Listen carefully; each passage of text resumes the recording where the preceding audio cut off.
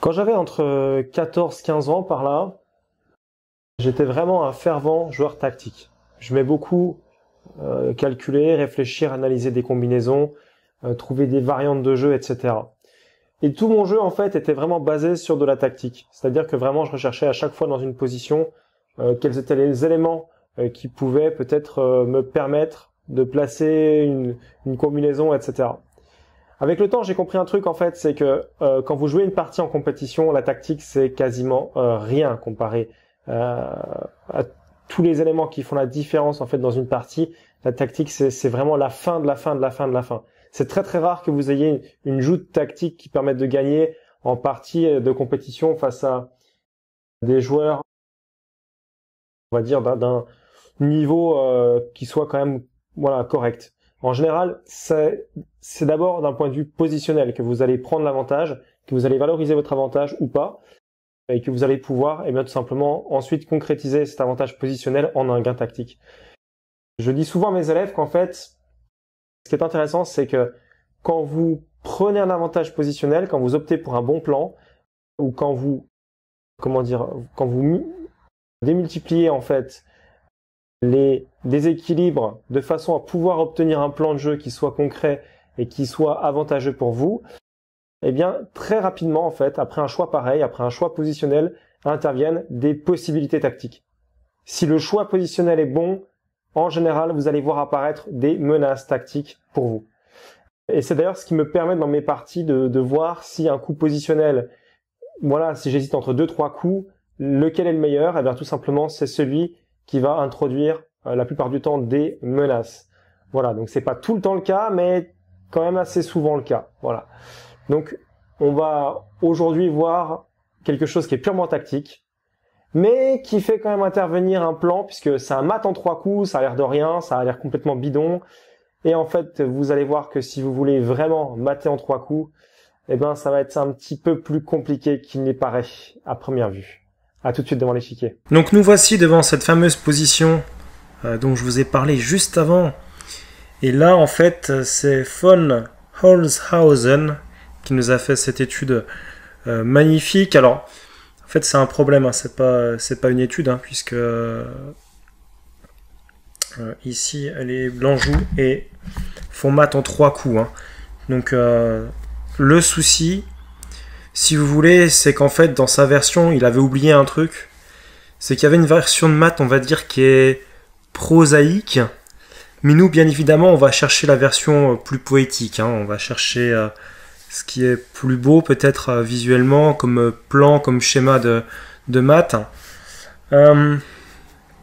Ok, ici, donc, on a en fait un mat qui va introduire un Zugzwang, hein, donc qui va forcer mat au coup suivant. Et on a finalement le mat assez simple, entre guillemets. Hein. Donc ceux qui veulent chercher, vous pouvez chercher. Il y a 3 mats en fait ici possibles. Donc c'est des mats en 3 coups, hein, je précise. Hein.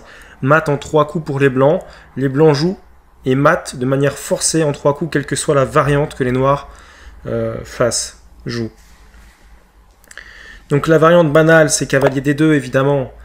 Donc là, cavalier D2, tout est pris. Force la poussée du pion en dame. Hein. Donc dame.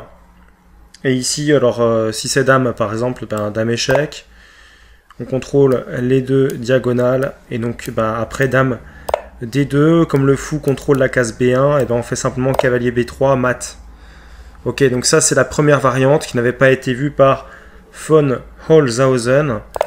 La deuxième variante, c'est si au lieu de faire dame, il fait par exemple cavalier, hein, donc pièce mineure sous promotion, et bien c'est pareil.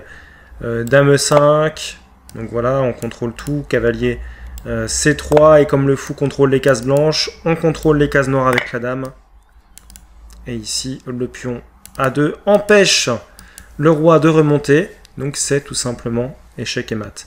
Alors voilà, ça c'était pour les variantes prosaïques.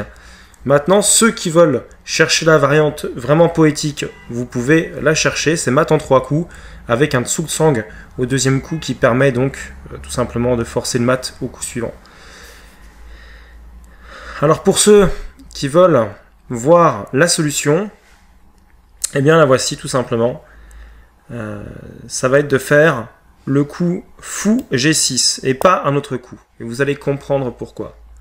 Donc fou G6, force les noirs donc à prendre ici. Donc on va prendre une dame, hein. Ça va être plus marrant. On va prendre une dame. Et donc après que les noirs aient fait dame, fou F2. Boum. On constate quoi? On constate que ni le roi ni le pion peuvent bouger. Vous avez vu? Ils sont bloqués tous les deux, ils n'ont pas de case de jeu. Simplement parce qu'il y a la dame sur B1 et le roi ne peut pas venir sur A2 parce qu'il est attaqué par les pièces. La case est contrôlée.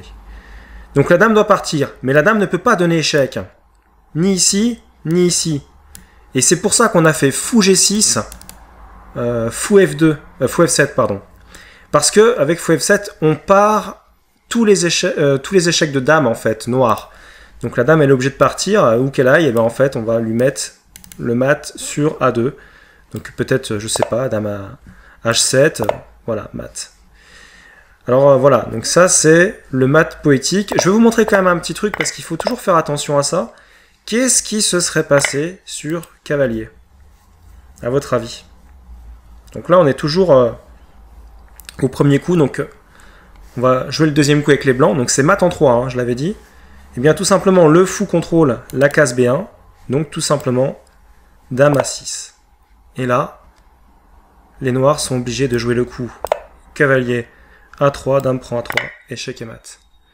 Voilà, donc je vous ai montré cette combinaison assez sympathique qui fait intervenir finalement un mat en 3 coups. Alors, pour qu'on puisse s'amuser un petit peu, je vous ai mis un autre mat en 3 coups que vous pouvez tenter de résoudre face à l'ordinateur de Lichess, donc dans la description de cette vidéo, hein, si vous voulez vous amuser un petit peu. Et il n'est pas très simple, hein, j'avais mis pas mal de temps à le trouver celui-là. Donc je vous souhaite vraiment bonne chance.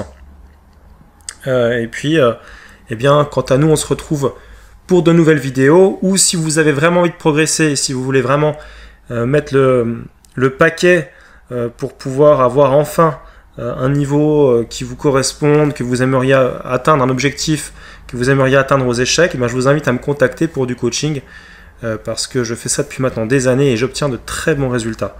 Donc je vous dis à très bientôt pour de nouvelles vidéos, portez-vous bien et je vous souhaite tous les progrès et de belles parties que vous puissiez faire dans cette nouvelle année 2018. Ciao ciao.